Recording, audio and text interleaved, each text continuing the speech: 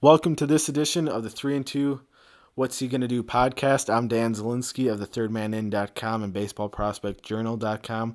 Joined as always by Collin Kannenberg of statswipe.com. Collin, how are you doing this week? Good. First day of summer today. About time. Yeah, it's almost 90 degrees here, humid too. So, perfect day for summer. We're yet to get into that summer weather here. It's still in the 60s. Oh, really? It's been like most days. It's a little inconsistent because we've been getting a lot of rain, but usually it's like 70s, 80s, touching 90s over the last month or so. But yeah, perfect weather for baseball though. Especially, I always loved going to Miller Park in the summer, doing a little tailgating beforehand and walking in when it's 80 degrees, roofs open, and Yep. it's With just a hot dog in your hand. Oh yeah. Beer. Yep. That's the life. That's it. And then when the game gets over, it's still 80 degrees out as you're cruising to Potawatomi to win some money and withdraw from the bank. But. For sure. Yeah. I mean, that's the dream Milwaukee day. Go to the Brewer game, come out, go to Potawatomi, win all your money back, and hopefully. Yeah. Hopefully. Yeah, exactly. The day ruiner otherwise, but still got to be a supporter of our local Milwaukee casino. As long as you're not driving home with the sun shining right in your eyes, it's always a good time. Oh yeah, I can tell you that. Well, talking about the Brewers, I guess they're obviously kind of in a funk right now. I believe they're 3-7 in their last 10 games. They've fallen now to second place, a game and a half behind the Cubs for the top spot in the NL Central. I guess kind of what's your take on the Brewers' recent stretch here? Every team has them. I guess the fact is they've been struggling so bad, and they're still just a half game out of first. Yeah. And have been in first. They'll break out of it. Every team does.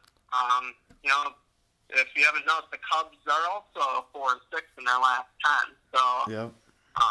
They're going through a rough stretch too, and obviously the pitching isn't good. Like Jimmy Nelson has not come back strong at all, and Davies struggled his last outing, and it's rough in that regard. But man, I wouldn't be down on the team. No, I mean, I think I've said it almost every podcast. Their pitching is their biggest weakness, and it's shown that recently. I mean, your pitching's struggling when Brandon Woodruff and Zach Davies are your two best arms. And those guys although they're having good seasons, Zach Davies, I think, is a little bit overperforming. Brandon Woodruff still has an ERA just over 4. So, I mean, it would be nice if they could get a guy they could rely on, like a Bumgarner, maybe, and someone they can just lean on because all their other guys are kind of more 3, 4, 5s in their rotation.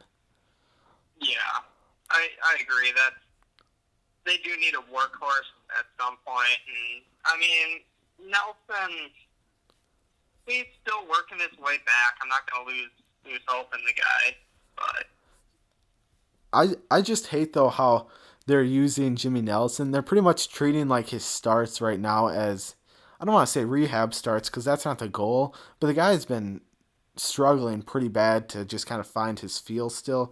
I would rather have him struggling in the minors right now and, I don't know, throw someone else out there. I mean, it's not like they have a lot of great options besides Jimmy Nelson, but with the way he's pitching, it's just like, I don't know. I'd rather have him in the minor leagues still rehabbing and getting better because obviously he's not ready.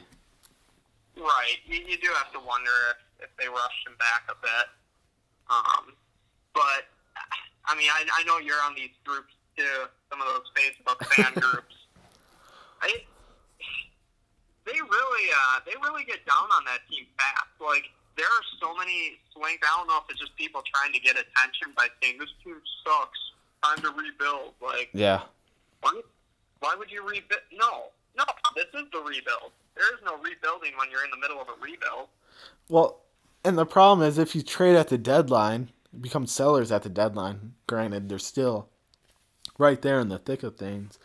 in the NL. But who are you going to trade that has a lot of value? You're keeping Yelich, you're keeping Kane, Yeah, Moustakis, I guess, but he's still only on a 1 year deal.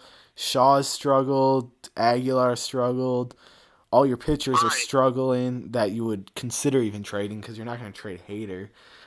So it's like you can't really be sellers at the deadline because you don't have really anything to sell that's going to get you crazy value back. So I'll be curious to see what their approach is at this trade deadline because last year their idea was to get a reliever or a couple of relievers, and they ended up getting Gio Gonzalez as well in August. And I think they need to go above that, but with these recent trades and things they've done over the last few years, prospects not panning out, their farm system isn't that deep. So I don't know how much they can acquire, especially if they're not willing to trade Keston Hiura as well.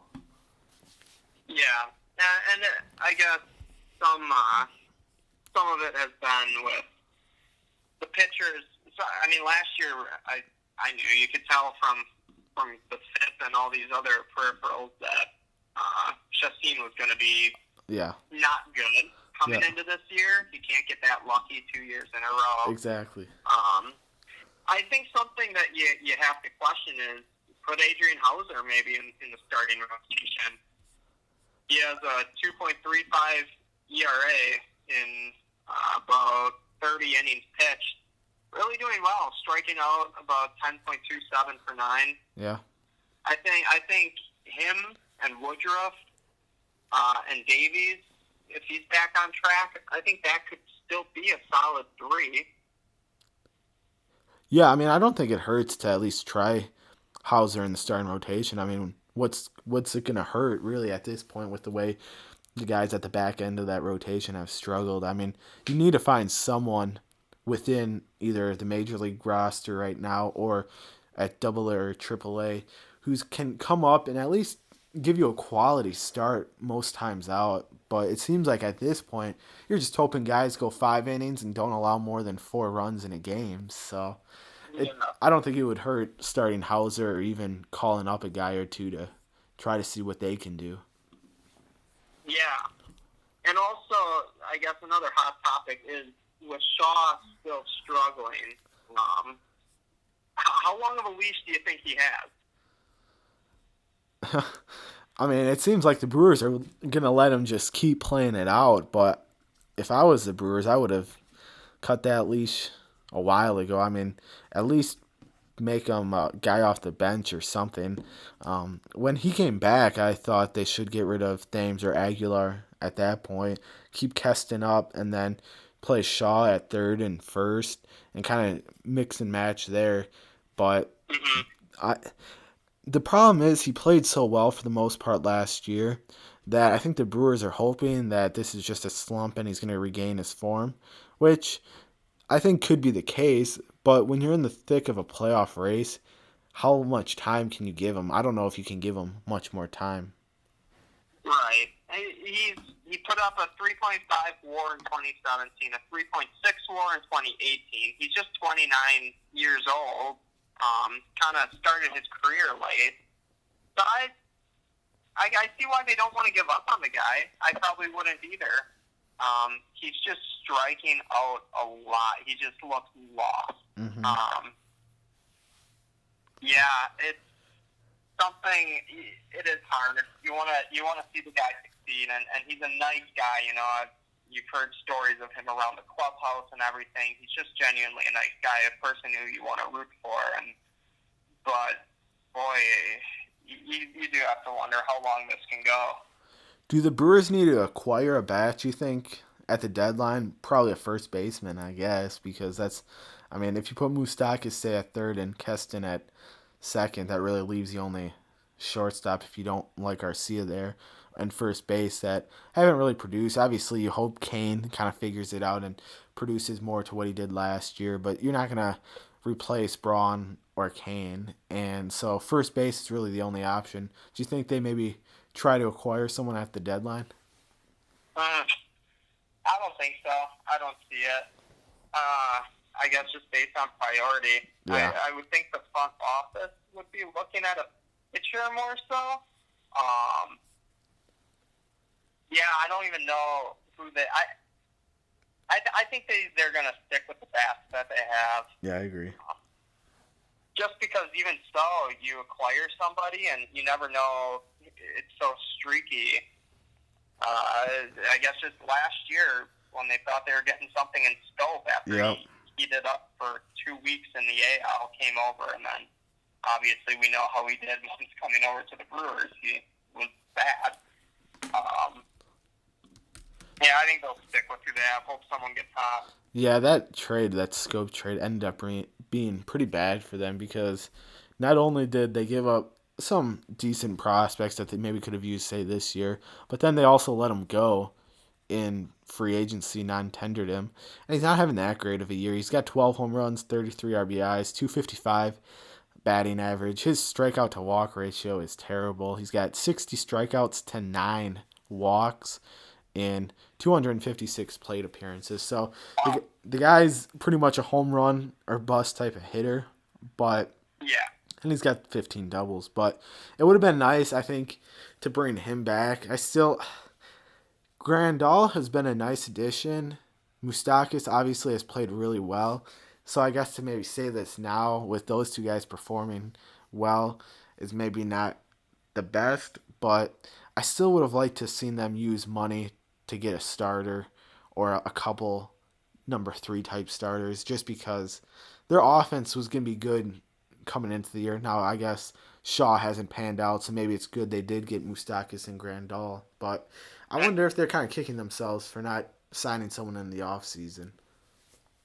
Yeah, I'm sure they are, and I guess another to transition into the face of the team right now, Christian Yelich hit another home run yesterday. He hit a home run on his bobblehead day last Sunday. The legend continues to grow. He's at 28 home runs right now. So if I put the number at 55, would you say over or under? Let's see there. What? Halfway through the season? About? A little under. Less than halfway. You said 55? 55.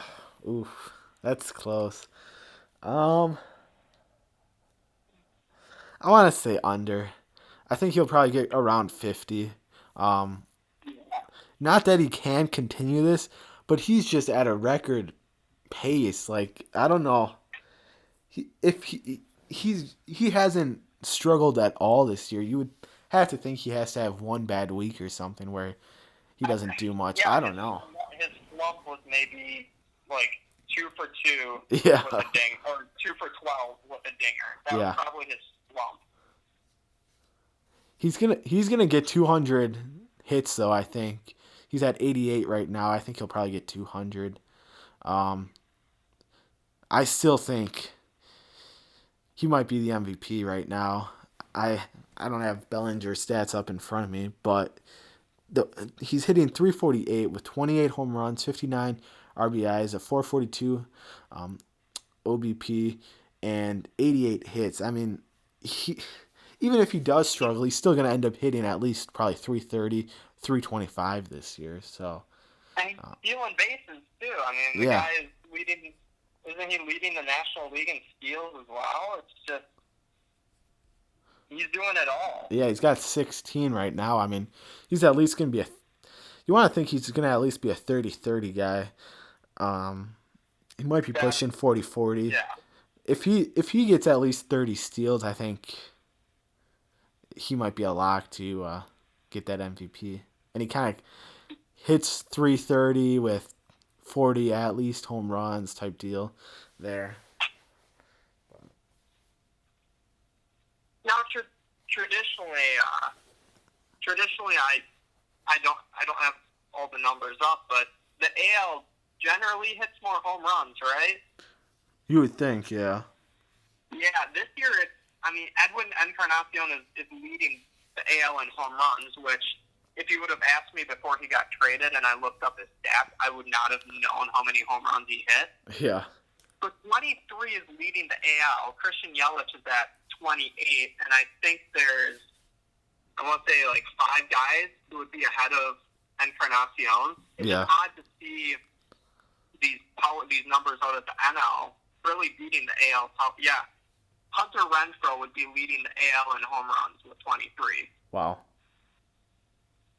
You got him at 23, Belly at 24, Alonso at 25, and then Yelich at 28. Yeah, Pete Alonso's had a really nice year. Kind of a surprising year. But in terms of just the power in general, maybe it's because Giancarlo Stanton, Aaron Judge have been hurt. You also got That's true. You have like George Springer, I think's been a little hurt. Mookie Betts hasn't produced like he did last year. So, right. And I think overall, from top to bottom, there might be more talent in the NL when it comes to kind of superstars. Obviously, you have Trout in the AL, you got Betts in the AL, and those guys on the Yankees. But if you look at the National League, Yelich, Harper, Machado, Bellinger. I think in the NL, the stars Bryant. are just performing like stars this year. Yeah. Whereas in the AL, you have Trout, who's doing well, and I think Lindor has been doing well since coming back from injury. But aside from that, the stars aren't really producing. Like you said, Mookie isn't really producing, and Jose Ramirez sucks now. So, Who?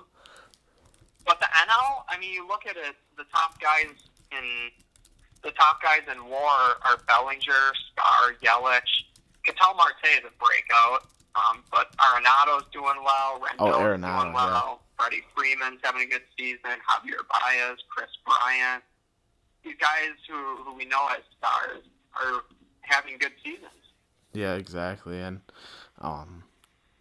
one team that has quietly, I don't want to say quietly had a good year, but had a good year consistently throughout the year but doesn't get the attention they deserve is the Tampa Bay Rays. And an interesting story that came out the other day was how they're exploring the possibility of playing the first half of the home schedule in St. Petersburg, Florida, and then playing the second half up in Montreal. Now, I saw some St. Petersburg politician guy pretty much said there's no way the city's going to approve that, so I don't think it's going to end up happening regardless. But the talk is, of them doing that. I don't see that ever working out. I know when the Expos, before they moved to D.C., they played like 20-some games for their final 2 years in Puerto Rico. But I don't see any way it works out because players aren't going to want to do that. And if I'm Tampa Bay fans, why would I go to a game in April if I know I can't see them in September play when they're in the thick of a playoff race? So I don't see how it ever works out. And Tampa Bay, I mean, it's kind of an older community, but the television ratings are, from what I've heard, really good. I mean, people watching games there. It's just nobody wants to go to the Trop because the place is a dump. I mean, it's not an atmosphere to watch a baseball game in. I don't know. I think either you need to, I don't know what to do with the Rays. It's sad because they're a fun team. Yeah. Like, wouldn't you consider them one of the more interesting teams in baseball just by how they run their organization? They should have a nice following. And I don't know if it's because that's where I think that if they were in Montreal, I think they would actually get a nice following. I think the way we've seen fans kind of go around the Blue Jays, I think they kind of do that with Montreal and the Rays. I'd be better than St. Petersburg. Before I get to Montreal, because I got my thoughts on moving a team to Montreal. But first, Major League Baseball needs to get that figured out with Tampa Bay and Oakland within the next 3 years on stadiums. Because I know Oakland, I think, is a lot closer to getting something figured out there. But Tampa Bay, I think they need if they're going to build a new ballpark, they need to build it in Tampa Bay, not St. Petersburg on the island or whatever they got there. Just because it's harder for fans to travel from Tampa Bay to the stadium. And fans have showed they will support the Buccaneers in the NFL and the Tampa Bay Lightning in the NHL. So I don't see why they wouldn't necessarily support the baseball team if it's right in Tampa Bay there. But I would like the team to stay there, hopefully. But I guess my thoughts on Montreal, I don't think they deserve another team. They had their chance. I'd rather see a team be moved to Nashville or Vegas or Portland or Charlotte. One of those cities, I think it would be a lot more interesting. I think the fans in all those cities are hungry for a team. And I think, especially like Vegas or Nashville, I think it would be Hmm. just a crazy atmosphere, especially for those two cities. I agree. Actually, those two cities would be good. I think there's something there with Montreal with the history there of the Expos and that they were a competitive team for a while and had some stars on their team. You know, they had Vlad Guerrero and Larry Walker, right? No. Yeah. Yep. Yeah. And I Pedro, think Randy Johnson. Yeah. yeah, they had a lot of good players, and I think that history is still there. But I do agree. I think Nashville or Las Vegas would both be very, very good options. Yeah. I think Montreal, if I'm not mistaken, would have won, or would have been the favorite at least for the World Series if it wasn't for that strike in the early 90s. I think they had like the best Yep. record. So who knows what would have happened, and who knows what will happen, I guess, in the future. I'm not a huge fan of relocating teams. I think the NFL has done it really wrong with a bunch of teams have moved over the last 3 years between moving to California, moving to Vegas. Teams that have rich histories in the cities they formerly were in are now moving. And I just don't think it's a good look. Like, I don't think the Raiders should be moving out of Oakland. I don't think the Chargers should have moved from San Diego. Just different situations like that. And I don't want to see baseball get to that point where you got a few teams moving around and stuff like that. Now, if it's only maybe the Rays, then okay, it is what it is. But baseball's got to figure out those two stadiums with the Rays and Oakland. They also got to figure out what's going on in Miami because that's just a joke. They're not even averaging 10,000 fans a game. I don't even think it's 8,000 fans a game. So baseball's got kind of an Yeah. issue with an attendance right now that they have to figure out, and I think they're far from expansion. I know that's something people have talked about, but that's a pipe dream if you ask me because they need to figure out a way to get fans into the ballpark. Yeah, that is. I think Miami, it's just not a baseball town simply because people are on the beach. There's so many other things to do, and especially when the Marlins are bad. I mean, why would you? If you had nothing better to do in a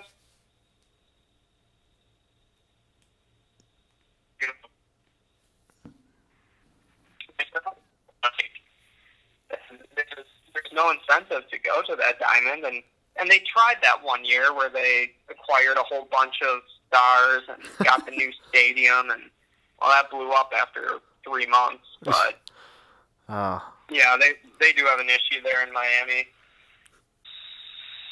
If Yelich were still there, Marcell Ozuna, Giancarlo Stanton, JT Realmuto, D. Gordon, like that team is arguably the best team you could find. Yeah. No, I agree. And yeah, that's that's a mess down there. What else do you want to talk about, Colin? Let's see, was there any?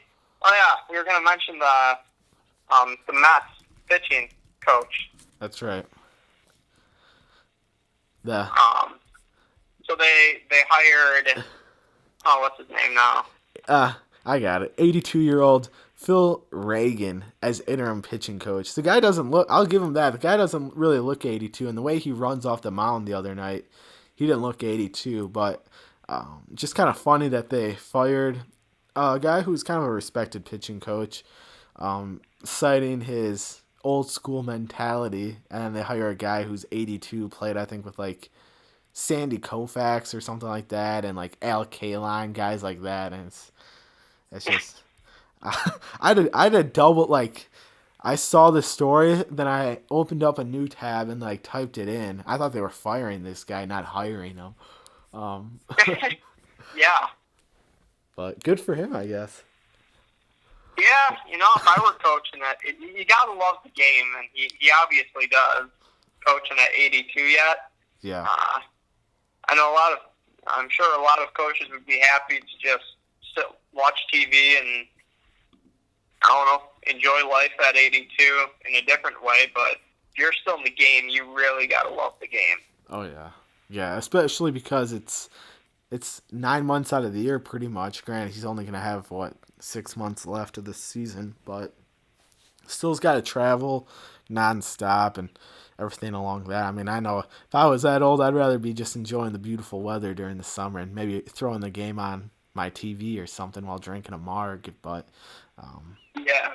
this guy, good for him, I guess. We'll see if it has. I mean, the next one to go is going to be Mickey Callaway because you can't fire your pitching coach and then the manager is supposed to be a pitching guru. And keep him around too. So we'll see. The Mets, they've been an underperforming team, and I don't know who's to blame for that. They've also lost Brandon Nimmo, who was supposed to be a big part of this year's team with an injury. Yeah. He's still out.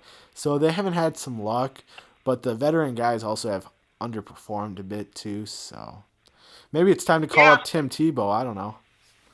Pete Alonso's really kind of carrying that team so far this year. He's been the story. Yeah. No, he definitely has. He's going to be an all-star. I mean, that kid's he's hitting some mammoth home runs. He's done a really nice job this year. Yeah, he has. Another thing, I guess, I wanted to bring up are the Padres. We talked about them before, maybe in a little bit, but so the Brewers they got swept by San Diego, and I think there's this notion yet that they're kind of a bad team, but they've looked really good. They've had their stretches where they look like they can be a competitive team even this year. Yeah. In other ways, they look not good. They sent Paddock down, who will end up being their ace. Started the season incredible, but got sent down after struggling for a couple starts. But some other headlines, Manny Machado. He's obviously the dirtiest guy in baseball, and I don't know if you saw the news on the umpires called his one-game suspension a disgrace and felt it should have been more. Machado's dirty. That's all there is to it. Does the MLB need to do something with him? I couldn't believe he only got a 1-game suspension for his history and touching an umpire. You already know that's an automatic ejection and most likely a suspension coming when you touch an umpire. But then for Manny Machado, a guy who's consistently being kind of looked at in a bad light because of what he's doing on the field, I think they should have given him like maybe a 5-game suspension because then he's going to appeal it. And typically when you appeal a suspension, you lose a game or two. So I don't know what the ruling was of that appeal for the 1-game suspension, what ended up happening there, but I was surprised he didn't get like a 5-game suspension because of it, just with his history. Yeah, I agree. And, well, I saw an event on Facebook. This is way back in the off season even, when the schedule came out. It's Heckle Manny Machado Day on. Oh boy, what day is that? Whenever the Padres come to Milwaukee, there's a Heckle Manny Machado Day. Oh, you can only imagine fans that day are going to be relentless on him. Oh yeah, and Brewer fans already have the alcohol running through them, and then you're gonna be yelling at Manny Machado all game. It's gonna be a rowdy atmosphere, I'm sure. Yeah, September 16th is that Heckle Manny Machado Day, and and currently there are 429 going already. Oh wow. 7.1 thousand interested. Wow. Yeah, I think it's safe to say in the details, we could all have fun. Yup, that's what it's going to be. Should be fun. Yeah, I mean, I don't know. I'd rather go to Heckle Manny Machado than this coming Sunday, where you get the stylish Brewers fanny pack. You don't want a fanny pack? Those are coming back. I don't know. I don't know if I can pull off a Brewers fanny pack. I can't remember the last time I saw any guy wearing a fanny pack who's not a dad who has not seen other dads. I don't know. Fanny packs are a bit out there. Yeah, yeah. Young women are wearing them, but besides that, yeah, I don't see men wearing them too often, I guess. Yeah, I can see the guy who does wear a fanny pack being just the weird rim glasses from the 80s, slick back hair, a white polo with his gut sticking out a little bit. Like, hey, yeah, if someone asks, like, oh, man, my fingers got all sticky from those wings, he's like, oh, well, luckily I had some wet wipes in my fanny pack. Like, that's exactly the situation that would happen. Hey, I remember my dad wearing a fanny pack. Granted, he wasn't looking like that or acting like that, but yeah. I will.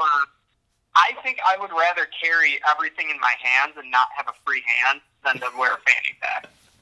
Good old fanny packs. How many are they giving away of those fanny packs? Is that an all fan giveaway? It's on a Sunday, so it might be an all fan giveaway. Yeah, let's see. I'd rather have them give a free dog away. Oh, wouldn't everybody? I think everybody would rather have a free hot dog.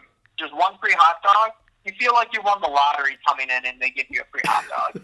Well, and then, hey, I always do it with the parking. If you turn in your parking slip, you get a free soda. At least that's how it was before this year. I don't know if they still do that. Yeah, well, they cheapened up. Instead of like that kind of cardboard, that postboard kind of material, it's now like a paper receipt. Oh. I can't say I haven't parked in the parking lot in a while. I just parked on Wisconsin Avenue. Yeah. That one parking lot, though, I think I first parked in there with you. That parking lot's the best. I forgot which one that one's called. Oh yeah, that's the easiest under the bridge there. Yep. On more towards home plate on the third base home plate side. Yeah, never go out into the left field parking lot. That one's just a mess to get out of. Yeah. It's not good. There's no better parking lot than the one that is I think it's the Molitor. Yeah, that's what I was gonna say too. Because I can't believe that one's not packed every game because that's just so convenient. Rarely do you wait in line to leave the parking lot at the end, and like it's not that far of a walk from the stadium anyways. Sure, you don't get maybe that kind of tailgating atmosphere that you would over in the big lot there off One Brewery Way, but yeah, it's a nice lot.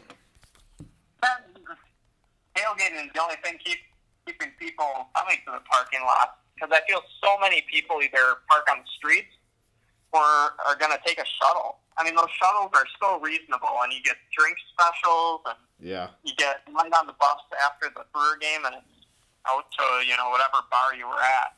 Yeah, exactly. Yeah, that's another good way to do it. But yeah. Well, that's all I had. Do we have a listener question at all? I don't know if I got any.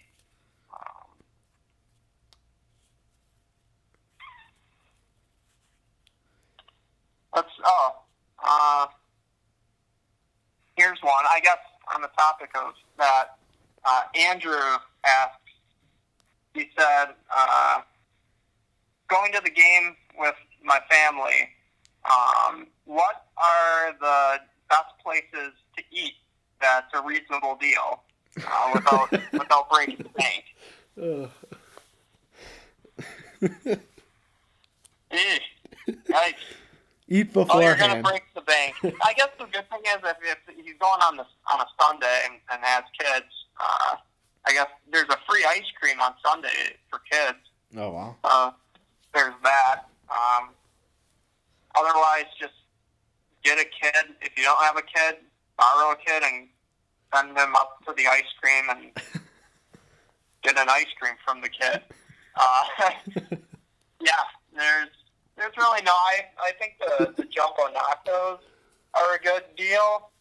You get a lot of nachos for $10, I believe. Oh wow! honestly, it's a deal. That and the brisket sandwiches or pulled pork sandwiches at the smokehouses. Really? Those are really good too. There you get a sandwich and chips for like $11. Oh, that's not So bad. at least you're not paying. I think the worst deal are the brats and hot dogs, Yeah. and that's brats and hot dogs are the worst deal. You're paying $4.50 for something you're going to eat in three bites. Oh, yeah, at most. Yeah. But yeah, Otherwise, go to Fridays, too. They got a kind of menu as well that you can... And it's restaurant prices, but at least you feel like you're getting more food for your money than eating a $7 hot dog or something. So exactly. You may as well go to Fridays, get a burger and fries, and it's like with the tip and everything, $12. Yeah. Which is more food than you'll ever get in the concourse. Yeah. Yeah. I usually just eat before I go out to eat or something like that. Sometimes maybe I'll get the cheesy fries or something like that, which aren't a great deal, but hey, sometimes you gotta splurge.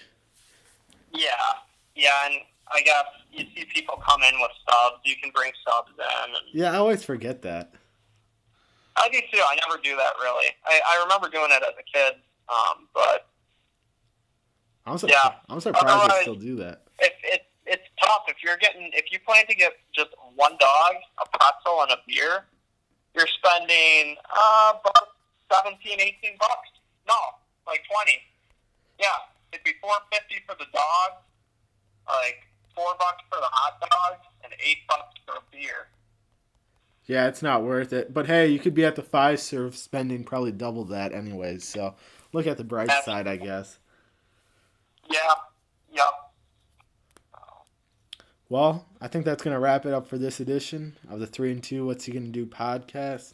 Thank you again for listening to this week's edition. I'm Dan Zielinski. He's Collin Kannenberg. We'll be back next week to talk more baseball, especially the Milwaukee Brewers. Thanks again for listening.